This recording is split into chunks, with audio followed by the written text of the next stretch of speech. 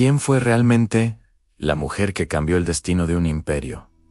Olviden todo lo que creen saber sobre la Malinche. Hoy no vamos a hablar de una traidora, ni de una víctima. Hoy vamos a descubrir a la estratega, a la mujer cuyo intelecto fue el puente entre cosmovisiones, Malintzin, la voz que tradujo el futuro. Imaginen la escena. Atardece en la selva de Centla.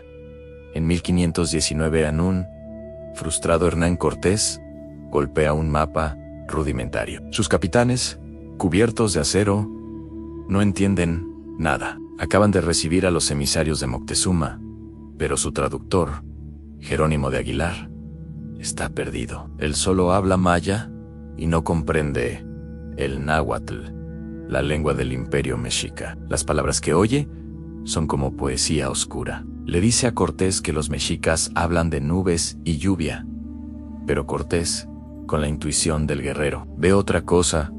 En el horizonte, miles de soldados listos para la batalla. La comunicación está rota. La tensión es tan densa que se puede cortar con una espada. Desde la penumbra, una figura avanza. No es una esclava cualquiera. Es una joven de 20 años, vestida con un huipil fino que delata un rango recuperado. Su mirada no es sumisa, es penetrante, llena de una calma que impone respeto.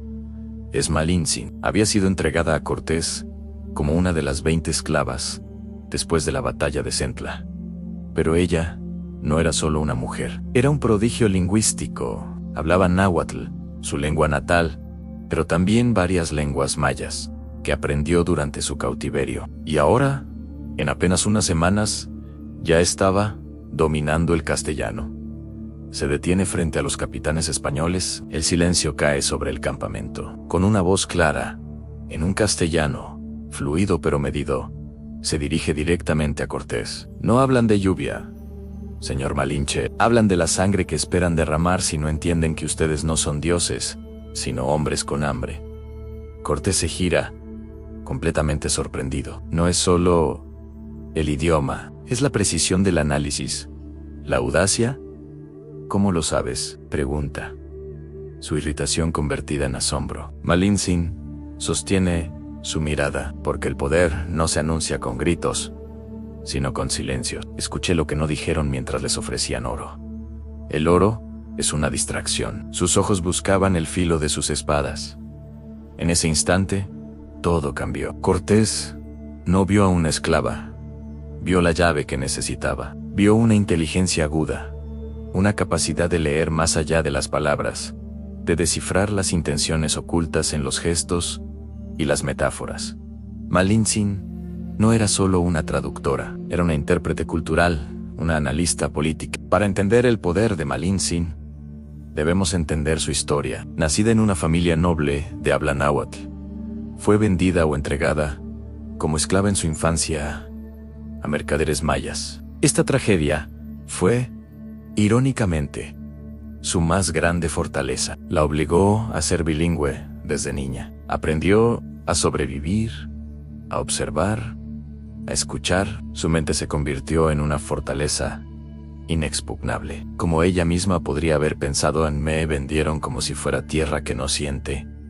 Me llamaron esclava, pero mi mente nunca tuvo dueño. Cuando los españoles llegaron, ella vio una oportunidad no solo de sobrevivir, sino de ascender. Aprendió rápidamente el castellano, completando la cadena de traducción que Cortés necesitaba desesperadamente. Cortés le hablaba en español a Aguilar. Aguilar traducía al maya para Malintzin, y Malintzin finalmente traducía al náhuatl para los mexicas.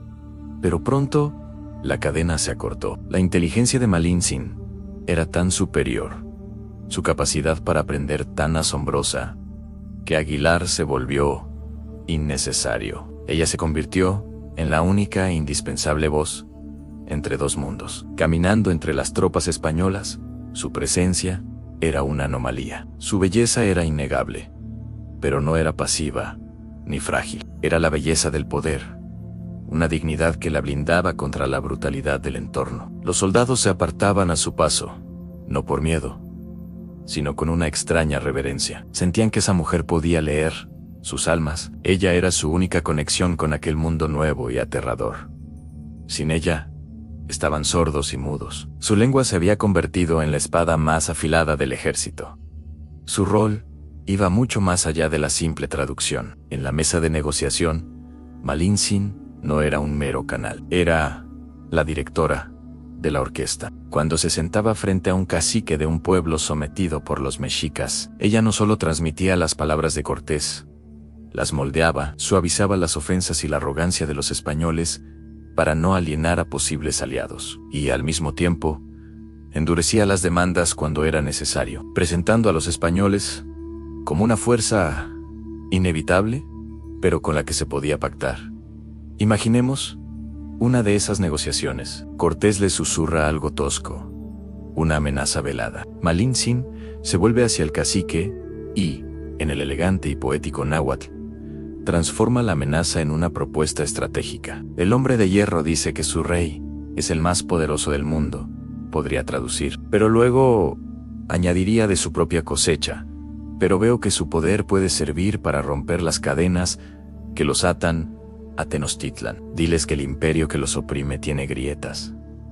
Yo soy la voz que les muestra dónde golpear. No me sigan a mí, sigan la libertad, que mis palabras les dibujan. Con esta diplomacia dual, Malin Sin construyó la red de alianzas que fue crucial para la caída del imperio mexica. Pueblos como los tlaxcaltecas, enemigos históricos de los mexicas, vieron en la alianza con los españoles una oportunidad de liberación, y fue Malin Sin quien forjó ese puente de confianza. Ella entendía sus agravios, hablaba su idioma, y les presentaba un futuro donde ya no serían vasallos. Cortés, a menudo, no entendía la mitad de lo que estaba sucediendo, solo veía los resultados. ¿Qué les has dicho, Marina?, le susurraba, usando el nombre cristiano que le habían dado. Y ella, con una sonrisa sutil y una mirada que brillaba con inteligencia, le respondía: les he dicho que la inteligencia es más fuerte que los cañones, y que hoy hemos ganado un reino,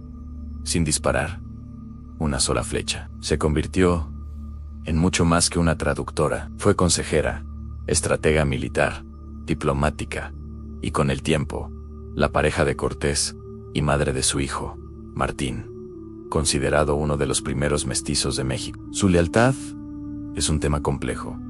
¿Era leal a Cortés o era leal a su propia supervivencia y a la visión de un nuevo mundo que ella misma estaba ayudando a crear? Quizás, en su mente, no había traición, sino una elección. La elección de aliarse con una fuerza que consideraba imparable para destruir imperios y crear puentes entre civilizaciones. Malin Sin actuó según su propia lógica, en un mundo que se desmoronaba y reconstruía a cada instante. Al final de su vida, tras la caída de Tenochtitlan, su historia se vuelve aún más fascinante. Cortés, a pesar de su inmensa deuda con ella, la casó con otro de sus capitanes, Juan Jaramillo Empero.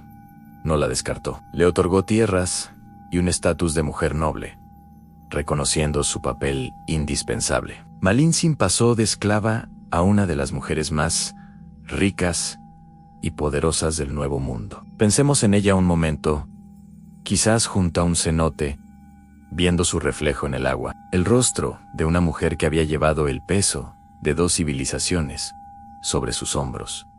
No era la sombra del capitán, era el puente por el que caminó la historia. El mundo, después de ella, nunca volvería a ser el mismo. Y fue así, porque ella supo entender y traducir el lenguaje del poder, el miedo, la ambición y, sobre todo, el destino. La historia de Malin Sin es un recordatorio de que, a menudo, las revoluciones más grandes no se ganan con ejércitos, sino con la palabra precisa, en el momento preciso. Gracias por acompañarnos en este viaje, para redescubrir a una de las figuras más complejas y fascinantes de la historia. Si te ha gustado este video, no olvides darle a like, suscribirte y activar la campanita para no perderte nuestros próximos episodios. Déjanos en los comentarios qué piensas sobre el verdadero papel de Malin Sin. Hasta la próxima.